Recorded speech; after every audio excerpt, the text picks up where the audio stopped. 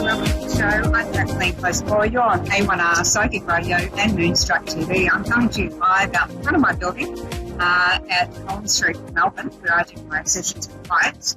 And we were in the garden a minute ago. The water sounded like a hurricane. I've actually got a waterfall here. It's really cool. I wanted to show you that. But I'm going to look at it instead. It's got a wonderful garden, but currently seeing concrete behind me. So next time, hopefully I'll get a garden shot when I've got a bad double tripod. I can see what I'm doing. In the meantime, I'm going to have to keep hitting that screen or we're going to go black and I'm not going to be able to see a damn thing. This has been a big week, certainly in Australia, with a couple of weeks really. It's been a whole year already. We've got women raising their voice in protest about sexual harassment in the workplace, sexual assault in the workplace, all of these sorts of things. And there's actually going to be a big march in Canberra on Monday, the 15th of March. So if you're in Canberra on that day, get there and want to support that cause, I'd suggest looking it up. In the meantime, I was kind of bombarded with imagery today in a newspaper about that march and also what sort of triggered it. But also I saw this tweet from a man, some kind of pastor in America, and it kind of just got me thinking and scratched my head really. Here we are in 2021 and we're still talking about this sort of thing. And what the tweet was if you as a woman have created a company from scratch and made a success of this thing, and it's really rocking along and you're the owner of that, you're the CEO, it's all happening, but your husband's out of work. Are you going to step down as CEO and make him CEO? Like he just got fired out of his job. And I sort of sat there and I went, why is this a question? If this was asked in a heteronormative relationship about a man who's CEO and he's started up a business on his own, on him, and it's really successful, and his wife suddenly loses her job, he's fired, would we hand the company over to her and get better on it? Like, why is this a question? I think I'm sort of, wondering about power imbalances to do with genders and, I think the thing to look at is always ask that question and just turn around the genders and just see if it still seems like a reasonable question. If a man got sexually assaulted, would it be what he was wearing? Is that, at fault? Was it because he was drunk? Is it because he's attractive? We also had, a leading person in our army over here, say the 4 A's, and sort of attractive after midnight. I forgot the other two because I was just blown away so much. I should have written them down. These are the causes of, what not to do so you don't get raped. Well, rape action isn't actually about the attractiveness of someone at all. So when we look at these questions of who should be in charge and, my religion says the man is the head of the house, I question that interpretation of various religions because I don't quite think that's exactly how it's intended. And frankly, to the question of whether you should give up your business, and hand that over to your husband, something you've nurtured from the beginning. If that business wasn't bankrolled by him, it wasn't his ideas creating that, and you've made a success of it, and he has no experience in the industry you're actually running a business in, he could actually run that into the ground and bankrupt. Change that around. If you're a man and start a business and your husband or your wife, it might be, also had no experience in your industry, you're kind of undercutting yourself by putting someone in it who has no experience. I've had clients come to me in readings and they go, well, I bought a cafe. How do you think it's going to go? And I'm like,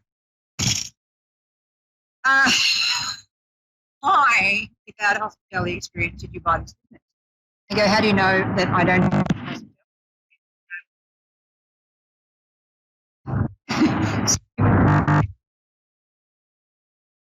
the qualification of the person doing this?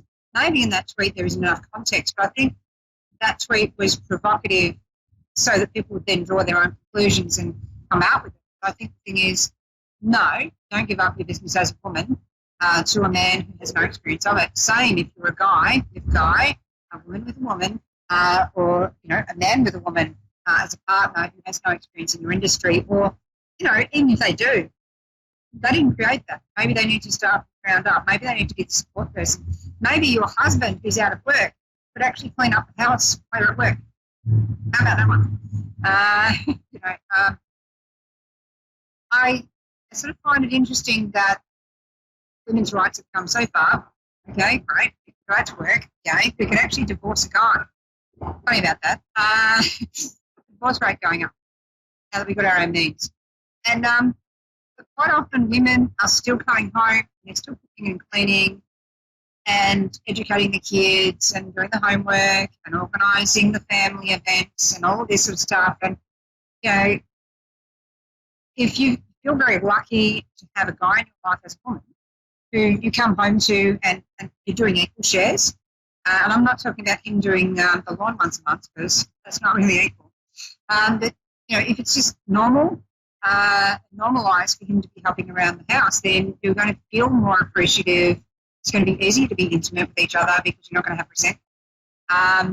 And I think if the partner's out of work, then they should get other work. If they want to start a business, then they should start a business. I also think that, this idea some women have of men bankrolling them to start a business can actually be really detrimental because this is about being a partnership where you're a team, you're helping each other, yeah?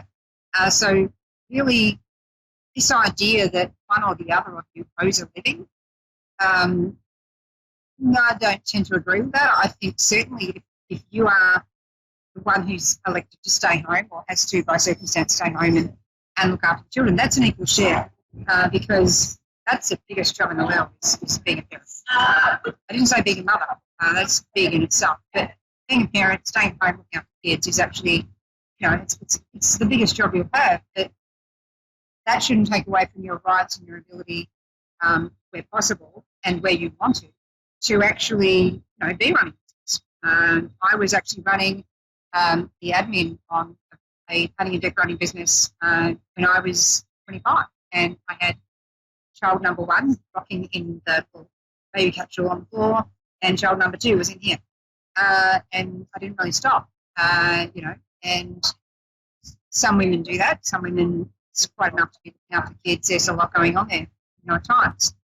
Some women will actually have a child, go straight out to work and leave it to the man to stay home more so. And I really like how in the European countries there's actually paternal leave, not just maternity. It should be parental leave. Certainly maternity leave because women's body, my God, what we're going through, yeah. That's pretty amazing in itself. But I think the thing is, when we're looking at intuition, looking at psychics, we also have to look at the power dynamics between the genders in heteronormative relationships and also power dynamics in all couples of all orientations, genders and otherwise. So I think it's really kind of important that really embrace not only the feminine masculine here, but just what each person brings into the couple. The idea of us, owing it to stay with that person for the rest of life just because you're there, I think that there's a lot of problems with it. It's really about, okay, each day is a conscious choice to be together. And so if you're looking at it, look at it as I'm making the choice today to stay because, what is it that I'm doing for this person to make them want to stay, and what are they doing to make me want to stay? Like, how do we actually encourage each other to be part of this relationship? So when you're looking at readings and you're looking at people, it's really not just them bad, you good. There's all sorts of light and shade in between, and it's about how we work together. It's really about the awakening, and cards I've actually pulled today actually have that. And I'll go on to Jacquelene post them on my Facebook page to talk about those. But I'd like to thank you for joining me on the show today. I just wanted to discuss that hot issue at the moment and the lead women. Anyway, I'm going to be back next week. And you can also right now jump over to Facebook if you want, or join the rest of the shows on A1R and Instruct TV this evening and morning and day or anytime. I love you and live.